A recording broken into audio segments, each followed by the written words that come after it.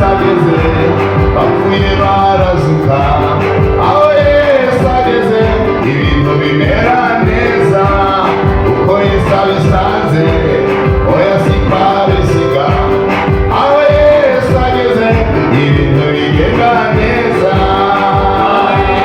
Hari inyuma sikabumva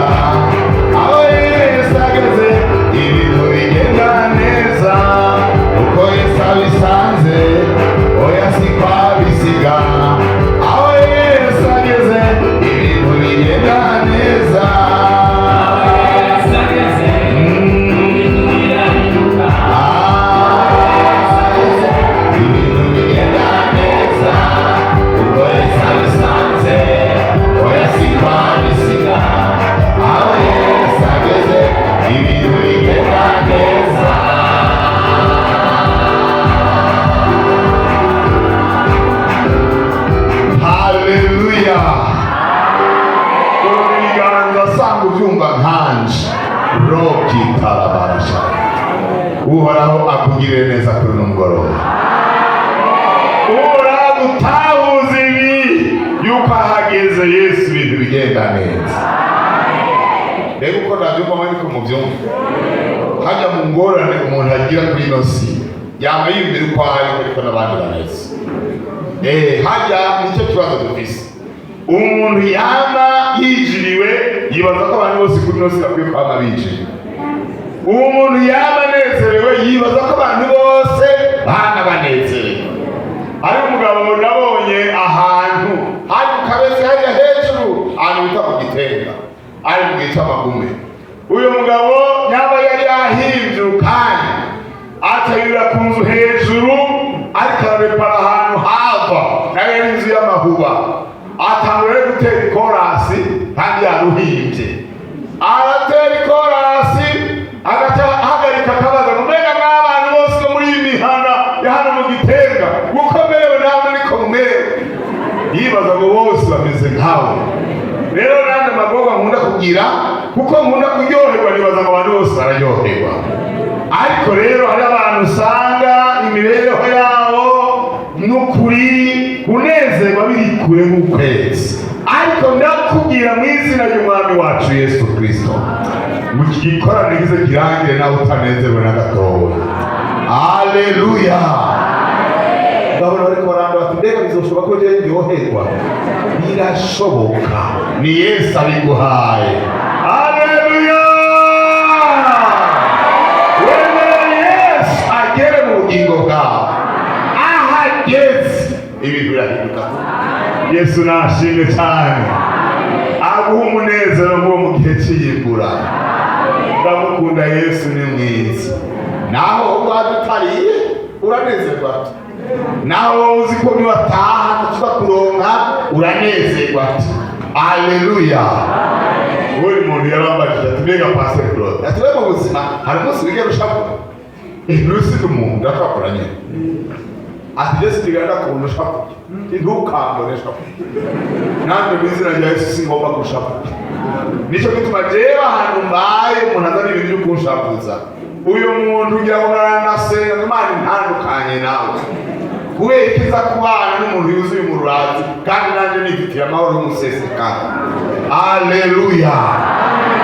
Jewe ugeze ni muhiri wanjye usanga rugwa madamu wanje nako yabatangije kandi yangejeje ngaho agenda ku rubanza mugabo ejo azobari nawe.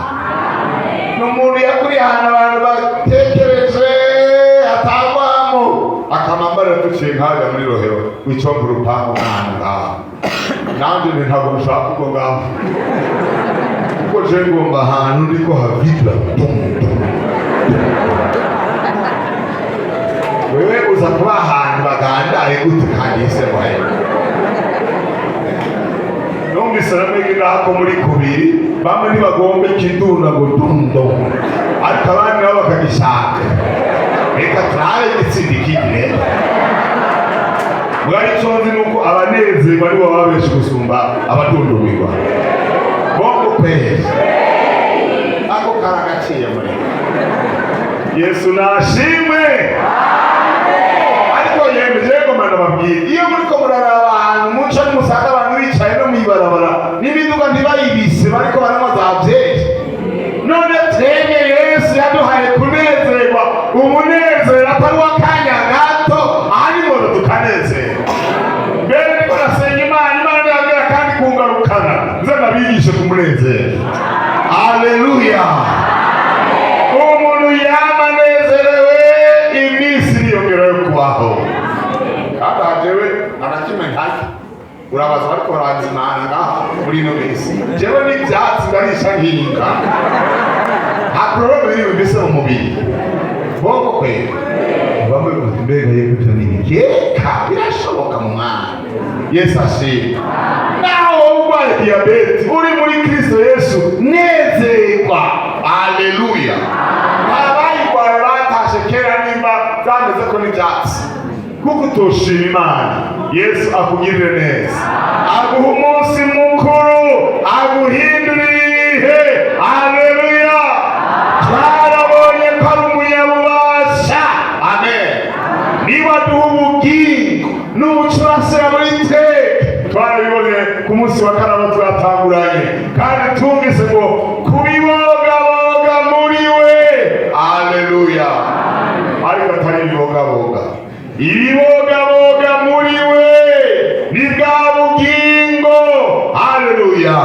Ni wa munezero. Nimurasoma ku byama bya mpemye icyama cya mbere ni iki? Umunezero. Yesu ashimwe cyane. Ikintu kiranga ko umuntu yakijije umuntu yakiriye Yesu Kristo naho bari mu bihe by'intambara aranezerwa mu Mwami. Bibuka mu bihe by'amagume turiko turahunga twaragereye tugera abakristo bagacaregerana bagasaba ngo ndazi ko Yesu ankunda. Abantu baragwaye mu mutwe bakaba turi mu magoga ngo Yesu arabakunda aradukundanye. Yesu nashimwe. Nagomba nakubwire yuko umuntu ari n'Imana arimo Kristo yageze mu bugingo bwiwe naho yoba ari mu vyago. Umuririmbyi yavuze ngo naho noba ndi mu marushwa naho noba ndi mu magorwa ngo noharirimbira. Yesu ashimwe cyane. Shima Yesu.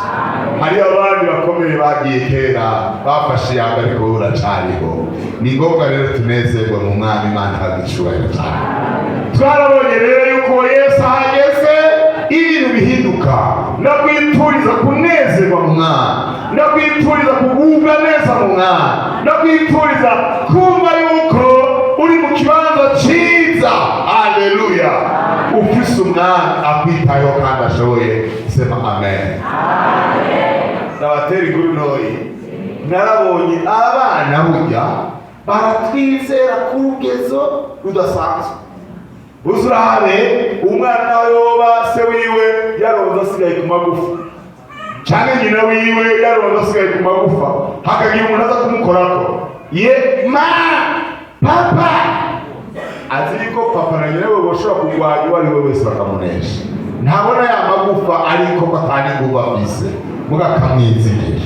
None uko kwizera kugira abana batoye murakeneye tukubure kabisa. Muri Yesu rero turi muri position nziza. Twarabonye ingene yageze Yeriko asanga umuntu w'impumyi yaraho hantu.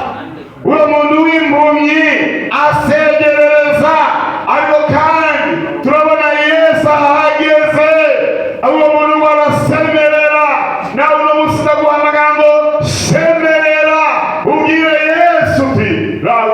situwasiyo ndimo umpindurire umakayaga keza. Imana ishimwe cyane.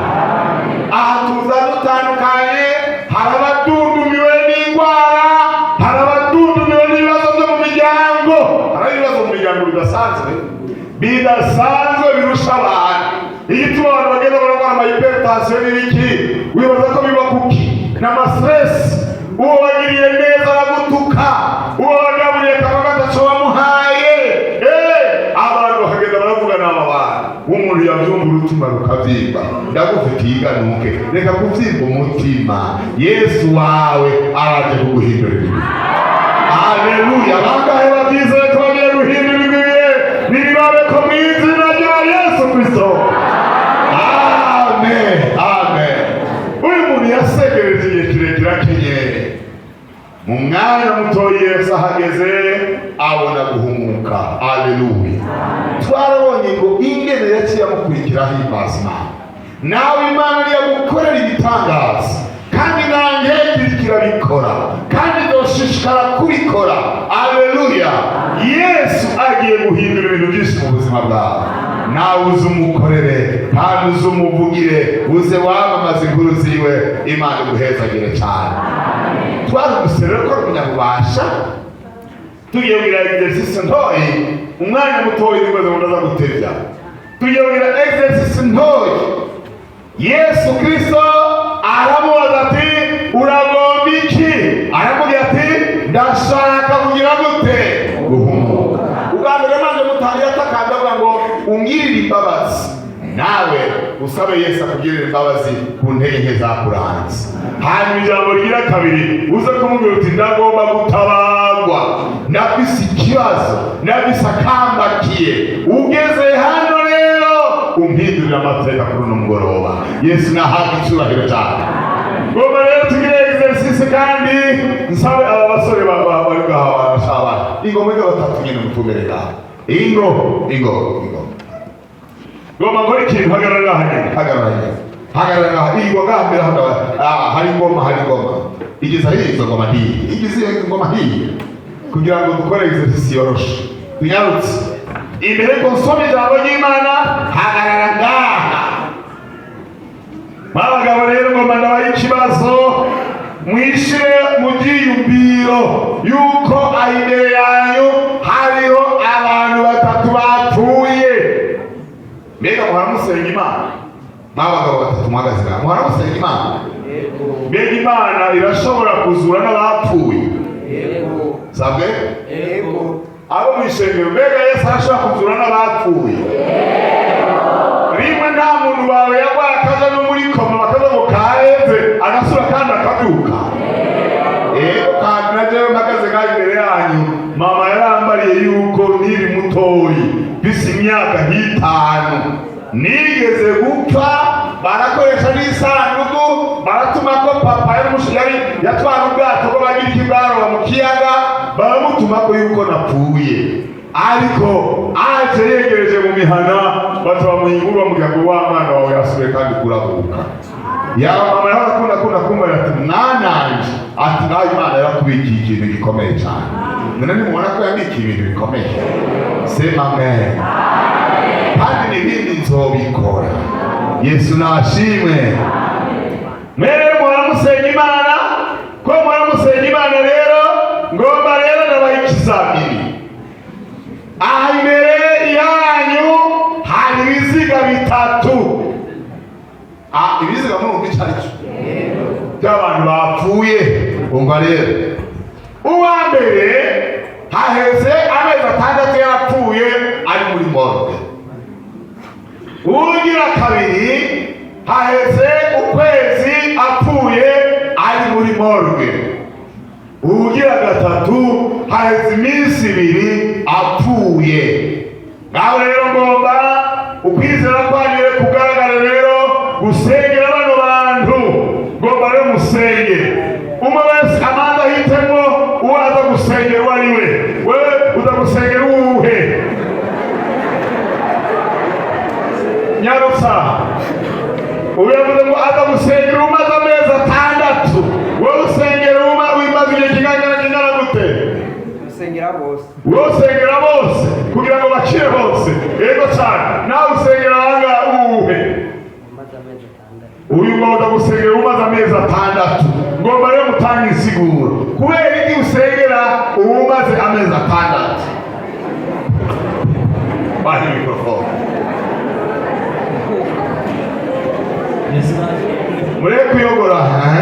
Yesu nashimwe. Amen. Ku ruhande rumwe nosengera umaze amezi 6. Uruhande rumwe urahindura tangiye guhindura. Bandanya tumbe. Icyo nsigura Ego. umaze amezi 6 kubera ko aba yarapfuye yarabotse. Umubiri warabotse. Kuvuga ukwizera kwanjye ari kwinshi no kuvuga ndizera ko Imana yomuzura. Urizera ko Imana yomuzura? Amaze amezi 6 yarabotse. Sawa. Hama ku rundi ruhande naho uwari we wese nomusengera Imana ikamukiza naho yo amaze iminota mike. Kuko bose baba bapfuye. Bose baba bapfuye nawe. Yesu nashimwe. Amen. Kubera bose baba bapfuye. Kubwo kwizera kwanjye ko nzi ko Imana yabikora bakubwira bakaba nobasengera bose kugira Imana ibagarukana. Yego cyane. Nawe Yesu nashimwe. Amen. Nuko ikibazo kivuga dufise abantu 3 bose bari aho bamaze kumva ko bapfiriye mu bamaze bitari bimwe. Cyatumye mvuga ko nosengera uwamaze amezi 6. Bene bo barashobora kuba bari ngaho. Umwe akavuga ati ujya umuntu amaze amezi 6 bizokunda ko yo bakizuka kuko amaze amezi 6 amaze igihe kirekire arapfuye. Nicyo cyatumye mvuga ati nosengera umaze amezi 6 kuko yazutse. N'abandi bo kwizera ko bamukamukaho wabo ukwizera kwawe kugira ko nawe amaze amezi 6 yoshobora kuzuka. Aho Yesu abahezagire cyane musubire mu myanya yawe. Yesu abahezagire. Dusome ubutumwa bwiza uko bwanditswe na Yohana 11 ku murongo 38 niyo tugiye gusoma rero. Mbega mwese mwahageze? Ndaba nimba munyaruka nawe n'abigishwa banyaruka kandi Imana ibahezagire ku nsiguro zanyu mutanzi. Tugiye gusoma rero turabe ijambo ry'Imana icyo ritugira kuri uno munsi. Turacari kuri rya jambo ritugira yuko aho Yesu ageze ibintu birahinduka. Haleluya. Yesu yongera kugira ikigumbagumba mu mutima, ashika kumva kandi ryari senga ryugajwe ikibuye. Yesu aravuga ati nimukureho iyo buye. Marita mushiki wapfuye aramubwira ati mwami erega aramaze kugira gute? Kunuka ko amaze iminsi gahe 4. Yesu aramubwira ati sinakubwiye ko niwizera ubona iki ubwiza bw'Imana? Nuko bakuraho ikibuye. Uno Yesu ararangamiza ati data ndagushima ko wanyumvirije. Jewe nari nsanzwe nzi ko unyumviriza ubudasiba, ariko ndabivugishijwe n'ishengero rihagaze ngaha kugira ngo bizere ko ari wewe wagize gute wantumye. Amaze kuvuga ibyo asemerera n'ijwi rirenga ati Lazaro ngwino sohoka. Wari yapfuye arasohoka azingiriye ku impuzu ku maguru no ku maboko n'igitambara gipfutse mu maso hiwe. Yesu arababwira ati nimugire gute? Nimumuhamburure mumureke agire gute? Agende. Hajya hepfo musoma imbere yashoboye kugendagenda. Haleluya. Izi ni inkuru twumvise kandi mwari musanzwe muzi z'uyu mukunzi wa Yesu ari kumwe n'abashiki biwe Marita na Mariya, abantu b'i Betaniya. Yesu Kristo yariko aragendagenda akora ibikorwa, kandi n'uno munsi ariko aragendagenda akora ibikorwa. Na hano mu gikungu Yesu ariko aragendagenda ariko arakora ibikorwa. Amina. Amina. Yesu ariko arakora ibikorwa. Bangahe bavyemera ko ariko arakora? Yesu abahezagire cyane. Amina. Yesu rero ariko arakora ibikorwa.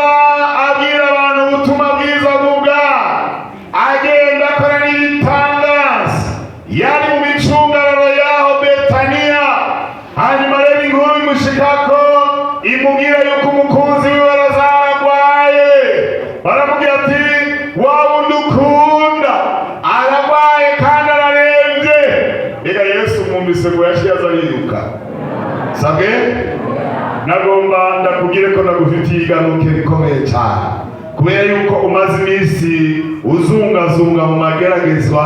Hari igihe wiyumvira yuko Yesu yakwirengagije, ariko Yesu gituma atarashika ngo arangize ikibazo cyawe nuko atakimutera ubwoba, ntacyo mushitura ngo anyaruke cyangwa cyengwe, ashikira ku gihe. Imana ihabwa icyubahiro cyane.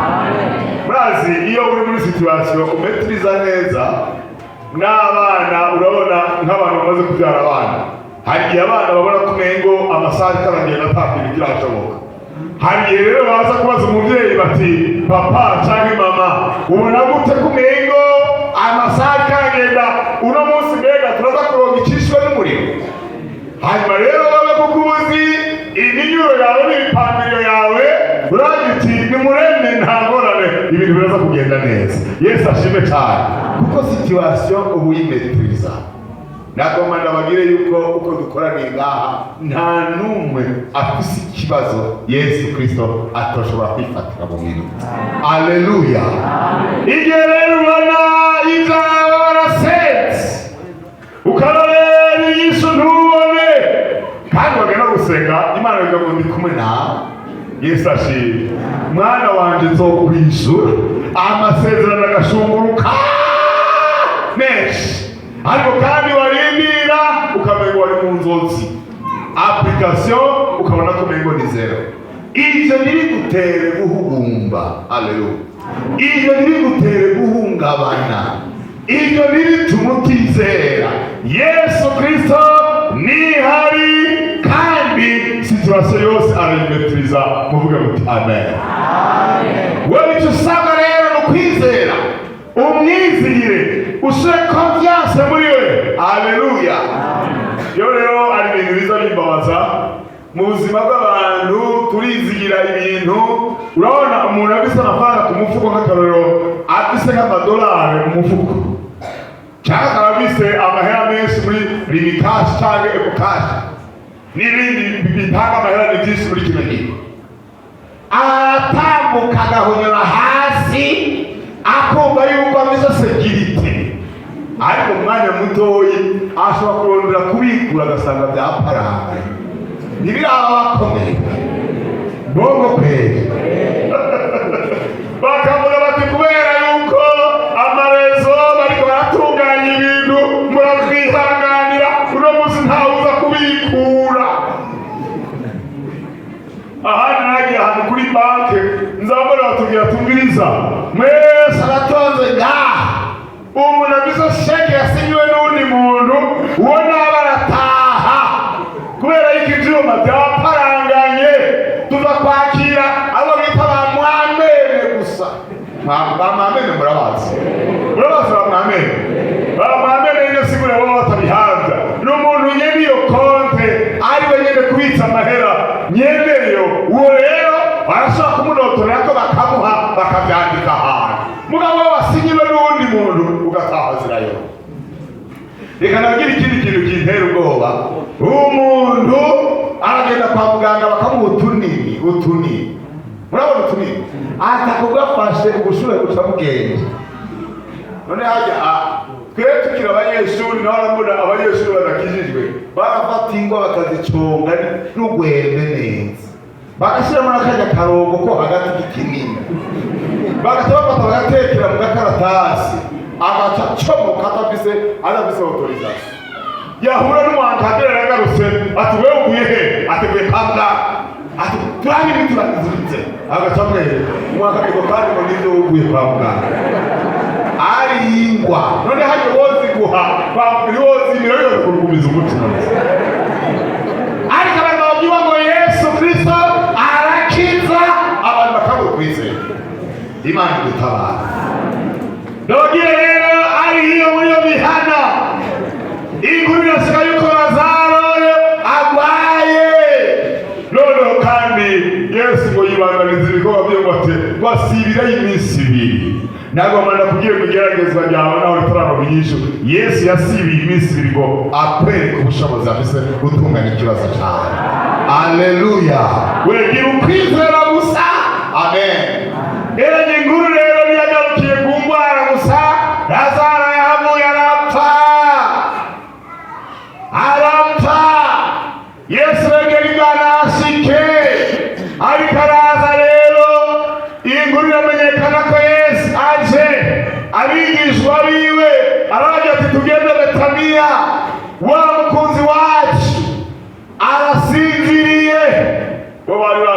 basinziriye itiro ryo kwikangura bisanzwe.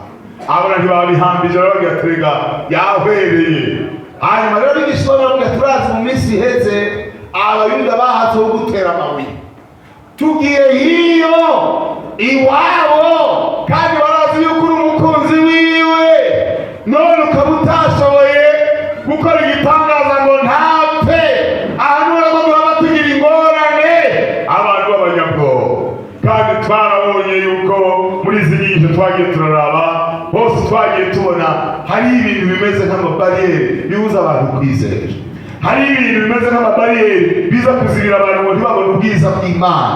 Ivyo twarabibonye, ariko twabwiwe ngo tugire umwete kandi dukerebuke, nta na kimwe cotubuza kubona ubwiza bw'Imana nimba twizeye kandi tukaba twarihanye twejejwe turabona ubwiza bw'Imana. Imana ihabwe icyubahiro. Hanyuma rero Yesu bageze mu mihana baramubwira Marita bati burya Yesu araje.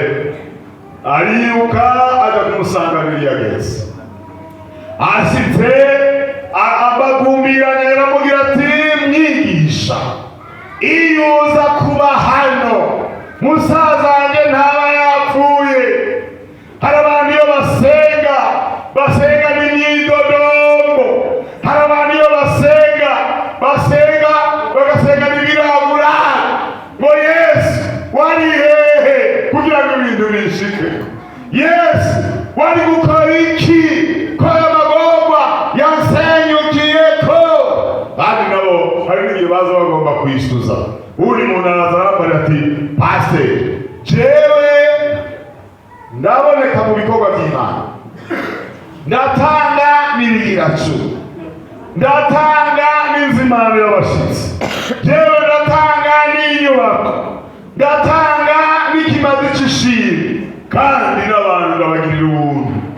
Gute Imana yokwemera yuko nsenya ikiboko n'amagorwa umugabo wanje akamparika akaja mu bandi bagore? Ati rero ndakuzana ico kibazo umbarize Imana, wegira ngo muba muvugana gusumba jewe. Urumva mugezi, iyi rero c'amageragezwa hari igihe abantu bazana ibibazo vy'amananitsi. Ati ndagutumye wegira ngo muravugana cyane rwose n'Imana, umbarize none Imana yampoye iki? Ndamubwira nti ndabona kurushe, ndamusomera amajambo y'Imana. Wa muntu yavutse ari impumyi, ingene habaye impari. Ati mbega uyu yoba ari we yacumuye kugira ngo avuke ari impumyi? Cyane n'ababyeyi biwe boba barakoze ibyaha, Imana mu kubahana igasaba ibaha umwana avutse ari impumyi. Ariko ijambo riroroshe, Bibiliya bisinyisha ku kibazo cose. Ivuga ngo suyu mwana yacumuye kandi si ababyeyi biwe bacumuye, ariko kugira ngo ibikorwa by'Imana bigaragarire kuri uyu muntu. Haleluya. Ndakunda kugira abantu ngo twemere tube des instruments didactiques. Jewe narigishije abigisha barabise ibikoresho bakoresha bibafasha mfashanyigisho, materiel didactique. Akazana ikintu akoresha, niba agomba gukata umuzingi, agomba gucapa umuzingi, agakoresha icyo bita kompa mu gifaransa, agaca umuzingi bogope. Agomba kwigisha abana iby'ibiterwa, akarandura igiterwa akakizana, akereka abana imizi, akabereka umutumba, akabereka amababi, akabereka amashami, akabereka n'amashugwe, akabereka n'igihe imaze kuzana icana. Yesu ashimwe cyane. Hari impamvu Imana ireka umuntu akaba mu igeragezwa kanaka kugira ngo ibikorwa by'Imana bize bigaragare ku muntu nk'uwo. Uramusingiza ijambo rivuga ngo twizere Yesu ashobora guhindura ibintu birengeye uko ubwenge bwacu bwo kuyobya. Yesu nahabwa icyubahiro cyane. Urashobora kuba uri mu kibazo kirengeye uko wakwiyumvira. Amen. Uyu muntu rero ndamubwira nti rero rema wewe hagarara neza, kandi umushinga nawe wambaye kumugirira neza.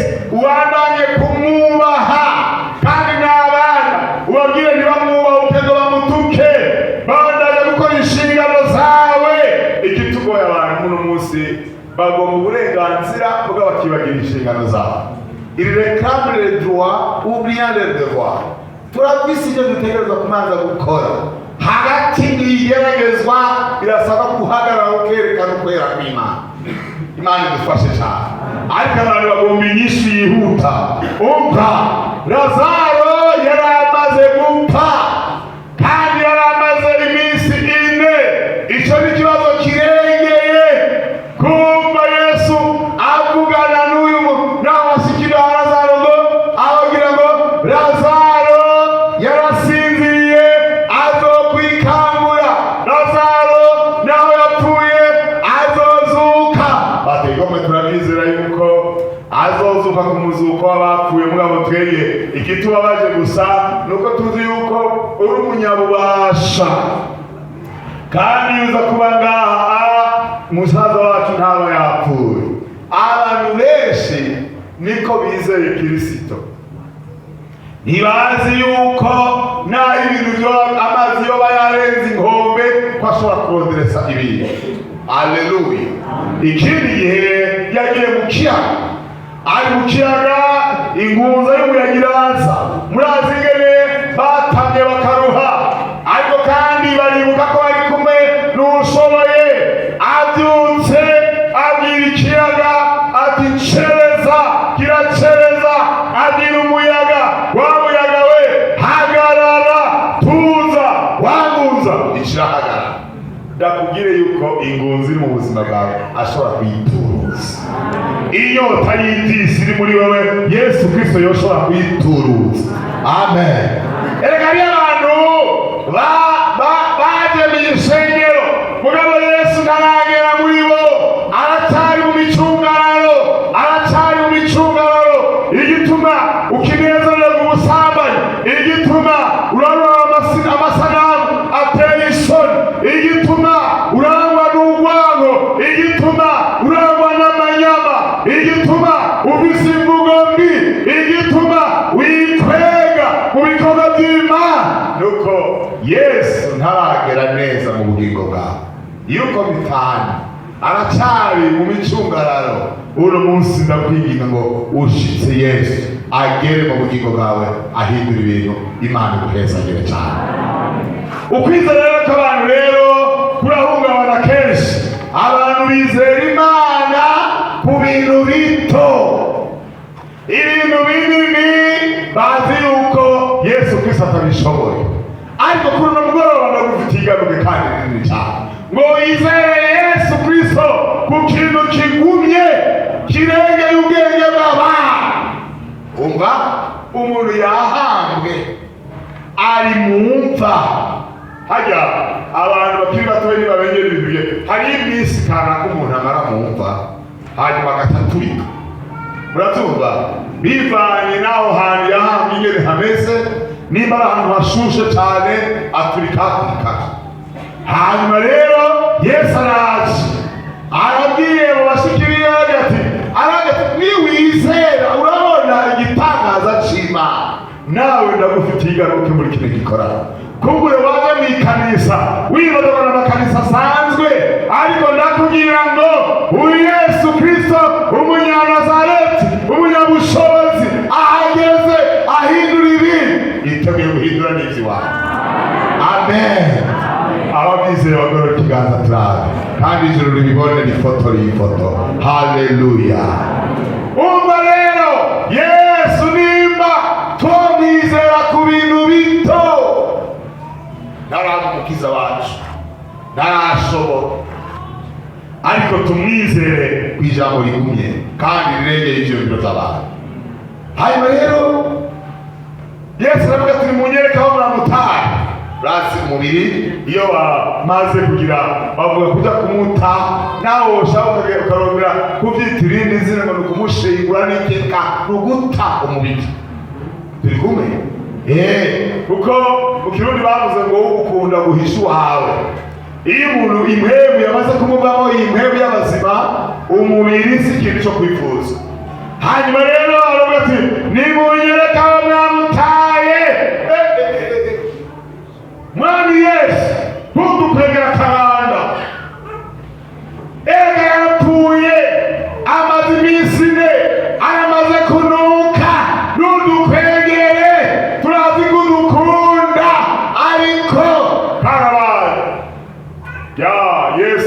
ati nakubwiye ngo uno munsi niwizera Imana urabona ibitangaza by'Imana. Haleluya.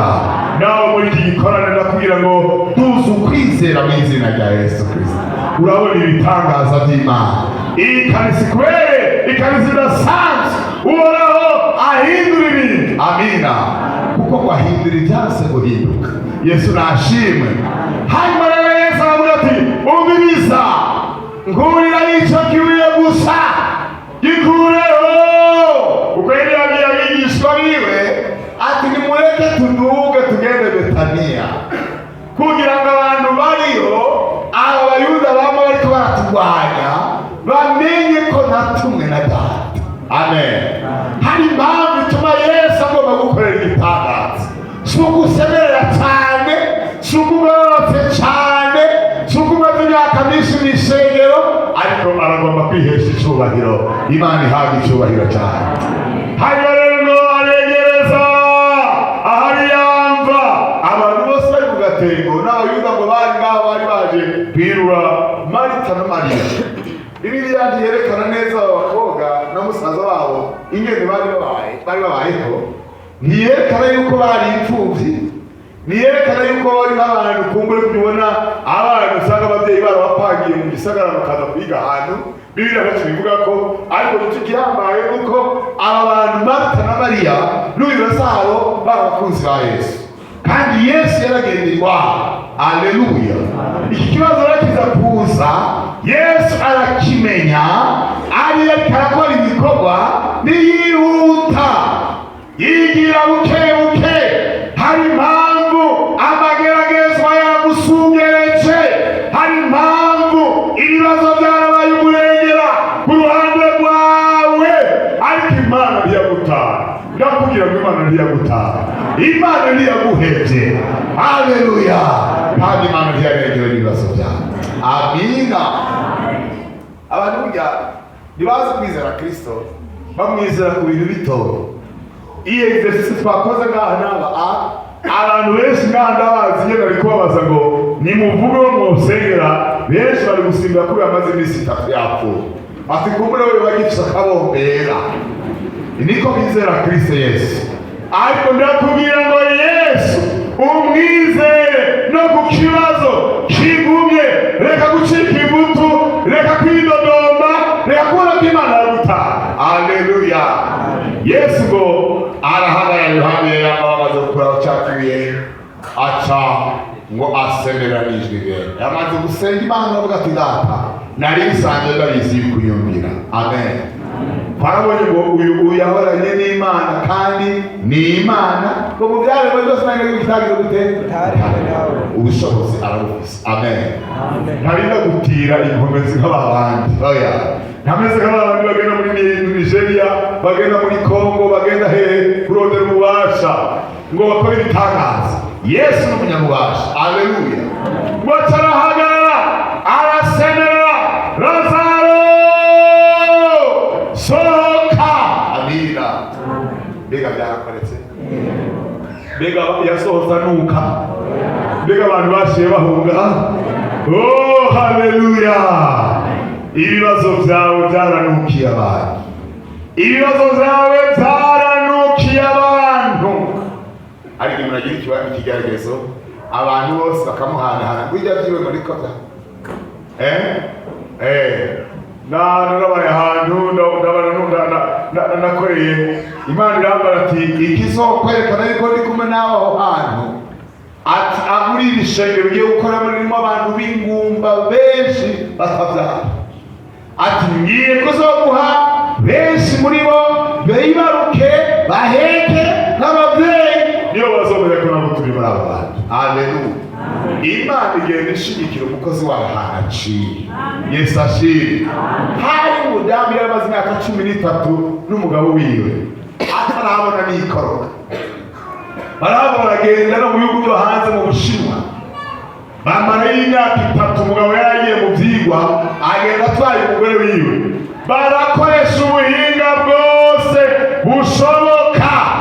Urazi muri kino gihe ubuhinga bwarateye imbere, abantu bafite ibintu byinshi bakoresha, baragerageza byose, bamukorera ibyo bishoboka byose uyu muntu ntiyabonye n'ikoroka. Ubundi munsi rero twari mu ikorana ry'ikanisa nk'uku, umushyitsi ataraza, ndabona hari ku munsi wa gatatu Imana irambarira ngo bwira abantu bose bafise ibibazo byabarengeye bahagarare nje gukora igitangaza. Hanyuma rero bamwe barahaguruka, uwo mugore aguma yicariye. Mugabo kandi haraza umuntu w'umugenzi wiwe araza aramwongora ati ndabona yuko babifashe nk'ibisanzwe, ati ndakwinjiza uhaguruke. Aleluya. Hanyuma kwa mugenzi we aramwumvira, arahagarara nyene, uboneze ko ari umuntu ahagaze nyene ati none siko bamba bavuga, abasigura bose siko bavuga. Turasenga isengesho. Amina. Dusenga isengesho. Nagiye kurangiza yavuye ari mu ntebe yageze aho turino ati Imana imbabarire, nagize umutima ukomangaye ariko numvise muri jewe hari ikintu gihindutse. Aleluya. Ndamubwira ngo reka ugende kandi ukwizera kwawe kukubere uko byizera. Amen. Ndagomba nababwire yuko nta mezi abiri yaheze aza kumbwira ati ntubibwira abandi bungenzi. Aleluya. Ni none kutagomba ko ndabivuga basi kera nagerageza nirimo ndavuga mugabo ni wowe ukwiye kugoya ngo rigiye gutaba ariko oya kugira ubwo reka gucecera. Aleluya. Erega yaribarutse. Amen. Nagiye kuhava amaze kwibaruka. Yesu ashimwe cyane. Kandi nubaho niko nakorera aba hafi yaho yankorera. Ejo bunagiye kuraba nyamwana asanga yabyaye umwana wasa. Hanyuma rero bambonye abantu bamuze ko bari bazi muri wa mwana wasengera. Ndamuterura numva amusozi arakorotse. Nta kibazo na kimwe Yesu adashobora.